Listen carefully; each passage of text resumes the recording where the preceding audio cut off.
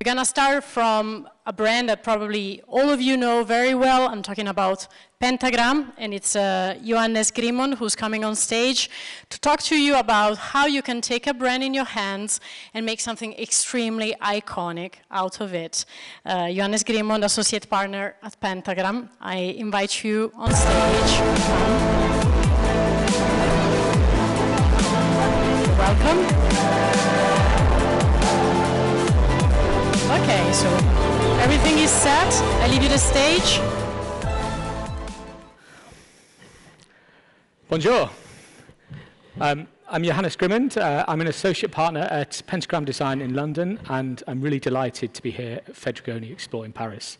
And today I'm going to be talking about something close to my heart, which is brand identity. And we're going to look at how, when designing future-facing brand identities, you have to work from a place of absolute authenticity. And sometimes the most authentic place to start is in the past.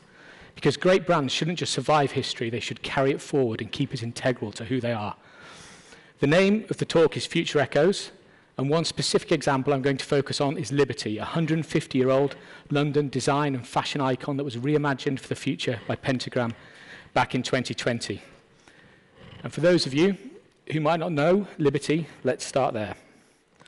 So, Liberty really is a kind of British icon. It's a name steeped in history. Since 1875, it's been the home of avant-garde design, eccentric British luxury, and pioneering creativity. It's much more than a department store. It's a cultural institution, beloved by generations for its patterns, fabrics, and spirit. Throughout its history, Liberty has been associated with many iconic designers, from William Morris to Yves Saint Laurent. It helped introduce the arts and crafts movement to the mainstream. Designers like Vivienne Westwood and Richard Quinn have used Liberty fabrics in boundary-pushing collections. And as well as this, which might seem slightly unusual for a department store, Liberty also has its own manifesto, which is this wonderful piece of writing that captures the essence of the brand and long predates any of our work with the company. And one line in this that really stood out and really spoke to us when we started working with them was this: unapologetically eccentric. It says so much.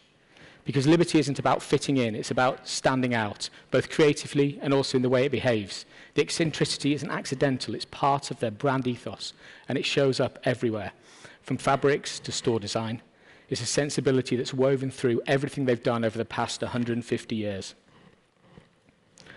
But by 2020, Liberty's visual identity had started to feel safe, restrained, almost too classic for its own good. It no longer reflected the design-forward ethos that made Liberty so iconic in the first place. And that's where we kind of came in. That's where Pentagram entered the timeline. So Liberty approached us with a challenge, which was to craft a new future-forward identity for Liberty without losing everything that made Liberty, Liberty. So without losing all of that kind of wonderful, incredible history. And we didn't want to create a museum piece. We wanted Liberty to feel fresh, relevant, modern, but still unmistakably itself. And at Pentagram, something we often say is a brand with history, not a historical brand. And a really great example of that is someone like Hermes. So it's something Hermes does brilliantly. It embraces tradition while constantly innovating. And you can kind of see, looking there, how the Hermes logo type on the left-hand side is almost unchanged to how it's used today, but the world around it has constantly changed, innovated, and remained fresh and modern. And we really wanted to do something similar to that for Liberty. So to build a truly future-facing identity for Liberty, we knew we had to build it on an authentic starting point. So we went deep into its archives. And we really did find absolute gold: beautiful hand-drawn logos, type experiments, and historical design elements. And one thing that really stood out was the original sign that hung above the store's doors when it opened in the 19th century. And we had workshops with Liberty's in-house design team, who were amazing partners throughout this whole project. And after lots of exploration, debate, and discussion, we landed on this simple idea to base the new logo on that original sign. And with just a few small refinements that you can see on screen, to ensure it didn't feel bold or overbearing, it gave us everything that we needed. The result is both deeply authentic and entirely modern. It feels immediately refined and instantly established, and it perfectly bridges the story of Liberty's past with where it's going in the future. it kind of sits really perfectly with really kind of classic Liberty, quintessential Liberty imagery, like the wooden paneling, the silk pajamas. It feels so at home in that world. It doesn't feel too modern, too overbearing. But it's also totally at home when paired with more contemporary, boundary-pushing collections. It works perfectly as swing tags, labels on their clothing, and as more modern-feeling bags and products. And it also works perfectly when printed into the fabric of their really iconic scarves themselves. So the next thing that we had to look at was the crest, which is also a hugely important part of their story. And the way that we dealt with this, for the future, was to decouple the crest from the logo type. So this is all about allowing both elements to live separately and allowing them both room to breathe. So the crest is still there as an important part of their history. It's just no longer leading the conversation. It's respectful, restrained, and elegant. We also thought about pattern making from the start, because pattern making is such an important part of the Liberty brand identity. And rather than just politely using the new logo type as a sign-off at the bottom of communications, we wanted to push it in really bold and expressive ways. And these are just some quick experiments we did right at the start, using found content, just using it as a frame, breaking it in half, layering it, cropping it, recoloring it, using it as an expressive pattern-making tool in its own right. And this kind of started to give us that real stretch from very classic on the left-hand side to much more avant-garde on the right-hand side. So this is all built from that first original sign that hung across the Liberty door. From there, we started to build out the visual language, so thinking beyond the logo. And we worked with a wonderful type foundry from Brighton, Colophon, and we developed an entire custom typeface that was all based on the same proportions, quirks, and idiosyncratic qualities of that original sign that hung above the door. So this is all building from one kind of key place at the start of Liberty's story, and we're building it out into a much more complete visual expression of the brand. And this gives Liberty a uniquely ownable yet playful voice. It's capable of expressing both classic beauty and dynamic and expressive layouts. And just like with our early experiments with the logo type, we stretched it, pulled it, reimagined it, all under this guiding phrase from their history, the idea of being unapologetically eccentric. And we developed this approach to typography that we termed soft data. So this is all about allowing the typography to behave in really idiosyncratic and unusual ways. It allowed us to create kind of layouts that still feel very elegant and refined. And it works beautifully with motion as well. So this is all kind of embracing the idea of how eccentric can we be as a brand, all using that guiding principle. And of course, just like the logo type, because pattern is absolutely central to Liberty's heritage, we wanted to ensure it was central to the new brand identity and explore ways the visual identity could act as a pattern-making tool. So this wasn't at all about an add-on in any way. It was all about what the very essence of Liberty and what makes Liberty Liberty, and embedding pattern into a new identity system from day one. So we teased them. These were, again, just some very early sketches that we made with them, just really early visual typographic experiments. And we kind of were saying to them, look, you have to make your brand into this pattern-making tool. It's so important. And they kind of really took us up on that. And this led to me, for me personally, to one of the most exciting outcomes, which is the Liberty Letters project. So the team at Liberty challenged us to push and explore this typographic pattern-making approach further, and briefed us to essentially just play with no fixed creative outcome in mind. So they're a wonderfully trusting client. They basically just said to us, go away for a few weeks, take this idea of pattern and really show us what you can do with it, how far you can push it, how far can we take it into the world of pattern making. And just using really simple grid systems and distortions techniques to guide our exploration, along with this guiding principle of unapologetic eccentricity, we created hundreds, if not thousands, of typographic pattern designs. And some of these you can see on the screen behind me. So this one was a particular favourite of mine. This is simply a distorted capital E, just put through a simple grid system, almost a visual algorithm, and just turned into a wonderful pattern-making thing. This is the negative space from a series of capital Bs. And we just made some completely distorted, abstract, expressive compositions. Now we started initially just working in black and white, but they were all based on simple kind of manual rules to kind of guide how we made them. So once we'd set them up, they were incredibly easy to recolor, adapt, distort, change the language, make many, many variations. And these were then handed over to Liberty's in-house fabric design team, which to my mind is probably one of the best fabric design teams in the world. And they took our quite rough and ready typographic sketches and they turned them into this absolutely beautiful collection of fully functioning typographic fabric designs, all built from the custom Liberty typeface, all built from the original sign that hung across the door.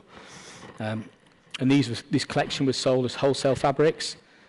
It was turned into dresses, scarves, and all kinds of different products. Even bags. These were some of our early print and colour tests. But a really nice detail of this project is we were then credited as collaborators on the garments themselves. So this was then 3 years into the point of us working with Liberty, and we were actually credited on the product lines themselves. At this point, we're developing products with them. This collection continues to grow and expand season after season.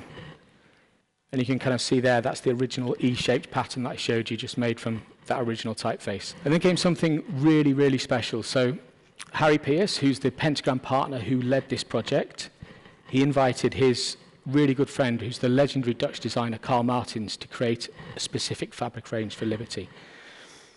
And the result of this was a really extraordinary collaboration, culminating in an exhibition during last year's London Design Festival, where we covered the whole of our London studio with fabrics from both collections.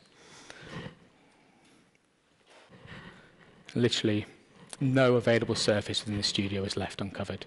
And we hosted talks and events with Liberty and Karl Martens over a 3-day period. And this was the catalogue that we created for that event. So this shows our fabrics and Karl Martens fabrics kind of all side by side in this wonderful large format, loose leaf newsprint catalogue. And just on a really personal note for me, Karl Martens is kind of a designer that I've admired since I was even at college. So the idea of being able to collaborate with him, have our work side by side with his, is a real kind of career highlight for me. You can see some more examples of those wonderful patterns. And since the rebrand in 2020, the brand has continued to grow and push out into new territories. And in 2023, the LBTY beauty sub-brand was launched.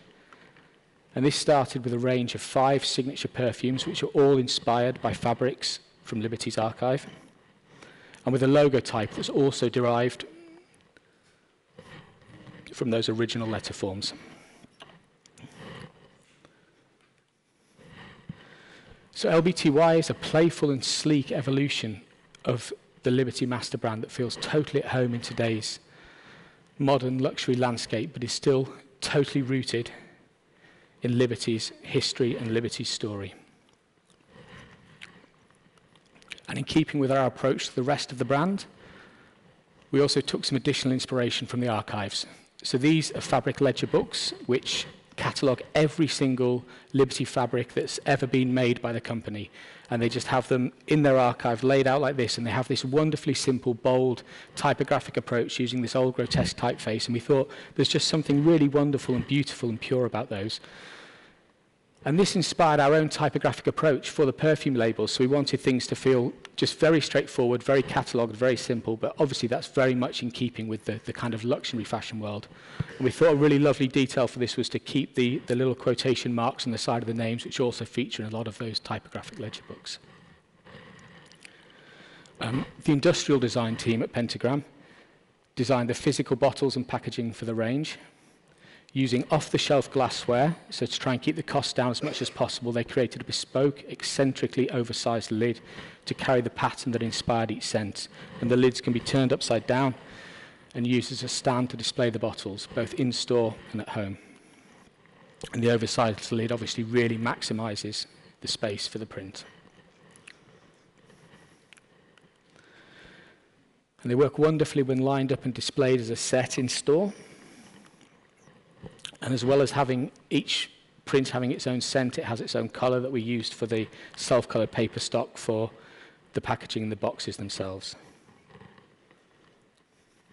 Each scent has its own key art direction, which was wonderfully directed by the Liberty's in-house team. So each perfume had a beautifully shot image, which again accompanies the scent and evokes the feeling of the perfume. And that formed the basis of a prominent advertising campaign that launched the brand in 2023. And that has continued to grow at an incredible rate ever since, with LBTY perfumes are even now outselling all of their major competitors in store. So that really brings us to the kind of culmination, the kind of main point of the talk, the idea of future echoes, and really thinking, what can we really take from this? And the idea really is that when designing for the future, the past isn't necessarily a constraint. It really should never be seen as a constraint. It can also be used as a springboard to push you forward and ensure that your story is authentic as it can be. And by mining Liberty's extraordinary history, we help to craft a brand that feels both timeless and urgent. Working hand in hand with their brilliant in-house team, we didn't just rebrand a 150-year-old store, we reimagined it respectfully, unapologetically, and for the next 150 years. Moving beyond the core brand into product development and artistic collaborations with people like Karl Martins, and launching its own luxury beauty sub-brand. And all of that work and all of that stuff all came, just like the brand itself, from the original sign that hung above their door on day one. And then the final thing to say is, obviously I'm here representing Pentagram, but I'm one of a very large team. A huge number of people contributed to this project and helped to make it what it was. This was led by Pentagram partner Harry Pearce, who has been a wonderful kind of leader and collaborator throughout my career, and many, many other names, obviously, on that board as well. So there we go. The future, the past is not a millstone, it's a springboard.